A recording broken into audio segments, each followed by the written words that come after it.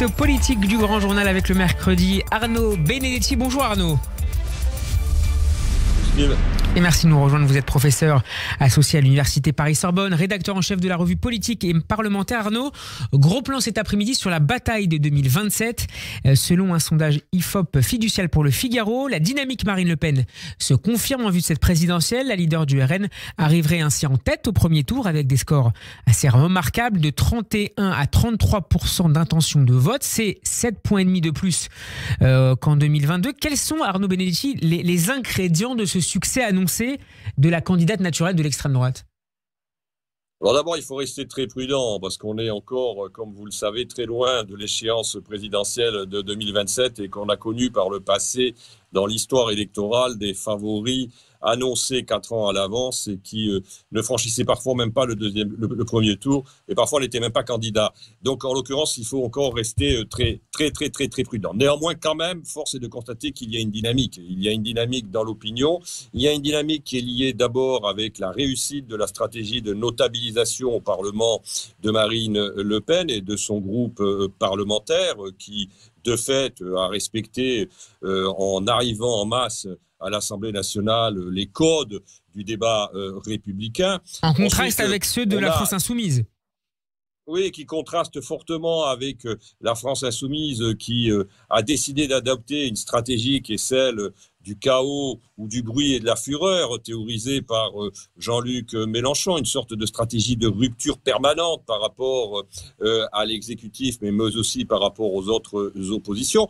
Ensuite, il y a, depuis maintenant 3 semaines, et ce qui s'est passé le 7 octobre en Israël, une conjoncture, un contexte qui constitue autant de vents porteurs pour Marine Le Pen et l'offre politique qu'elle représente, d'autant plus qu'elle a su trouver très vite, après le 7 octobre, les mots, ou en tout cas l'attitude qu'il fallait vraisemblablement adopter aux yeux de ce qu'avait subi le peuple israélien à côté de Gaza. Dans la continuité de ses prises de position ces dernières années, à la fois sur Israël et sur l'antisémitisme en France. Complètement, c'est-à-dire qu'elle semble parachever sa stratégie de dédiabolisation ou de banalisation, je ne sais pas trop comment il faut l'appeler. Clairement, elle a réussi aujourd'hui à s'imposer comme une force politique qui est aujourd'hui une force politique de fait, en tout cas dans son discours, dans sa sémantique, en tout cas pour l'instant républicaine, et vraisemblablement elle en tire les dividendes et les bénéfices. Ça a vu, si vous voulez, un avantage qui est quand même considérable dans la vie politique, c'est qu'elle n'a jamais exercé le pouvoir.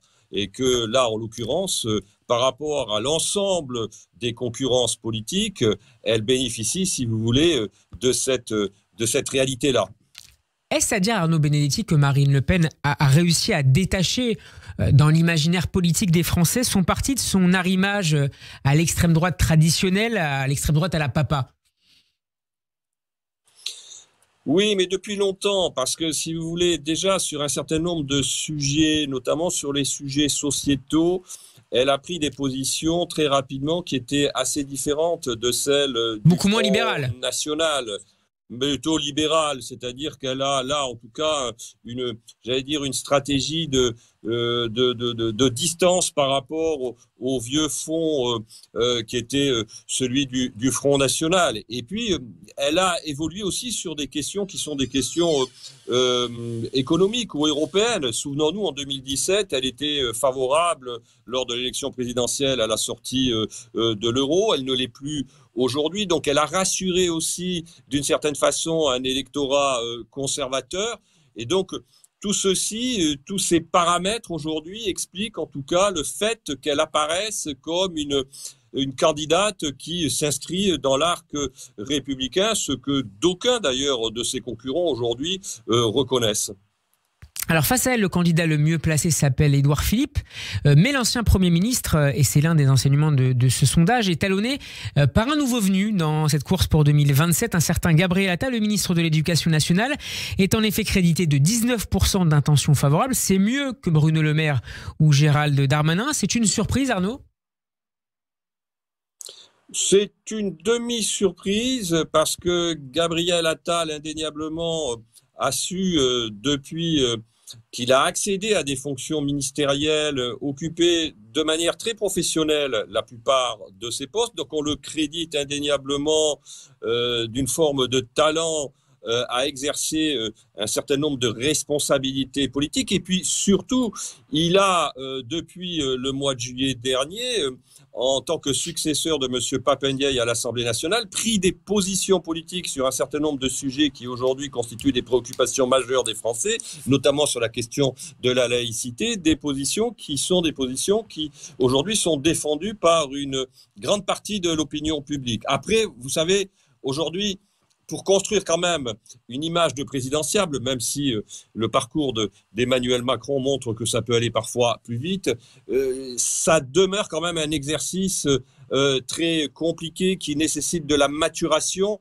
Et de ce point de vue-là, quand même, Édouard Philippe, qui a notamment tissé un réseau d'élus autour de lui, qui a un groupe parlementaire à l'Assemblée nationale, me paraît aujourd'hui, à l'heure où l'on parle, quand même le candidat le mieux placé pour éventuellement continuer, j'allais dire, l'aventure macroniste une fois Emmanuel Macron ayant quitté l'Élysée. À gauche, et pour terminer, Arnaud Benedetti, il semble que les déclarations et les prises de position sulfureuses de Jean-Luc Mélenchon ces derniers mois et ces dernières semaines commencent à lui coûter cher dans une partie du peuple de gauche. C'est le début d'un effondrement partiel, de l'émergence peut-être de la possibilité d'une candidature post-Mélenchon en 2027 ?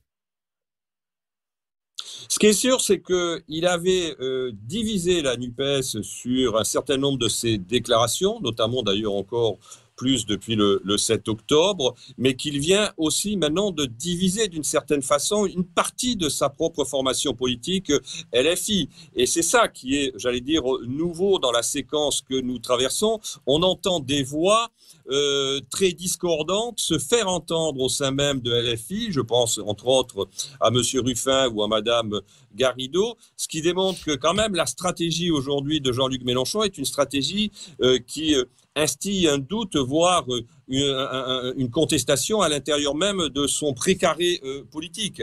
Ensuite, bon, vous savez, là aussi, on est très loin encore des échéances de 2027. Ce qui est sûr, c'est que quand même, quand on regarde les sondages, et malgré les déclarations de Jean-Luc Mélenchon, il reste pour l'instant, même si on voit qu'il y a un infléchissement assez net, le mieux placé à gauche dans les études d'opinion. Ce qui peut-être ne manquera pas de surprendre, mais qui constitue pour l'instant une réalité. Ce n'est pas la première fois que Jean-Luc Mélenchon est en difficulté, sauf que c'est vrai que par rapport à ce qu'on a connu par le passé, il n'a jamais poussé aussi loin, j'allais dire, la stratégie de rupture et de provocation qui est la sienne aujourd'hui. Merci beaucoup Arnaud Benedetti d'avoir été avec nous. Merci à vous. On peut vous réécouter en podcast sur radioj.fr, retrouver cet entretien également sur notre page YouTube. Bon après-midi à vous et à mercredi prochain.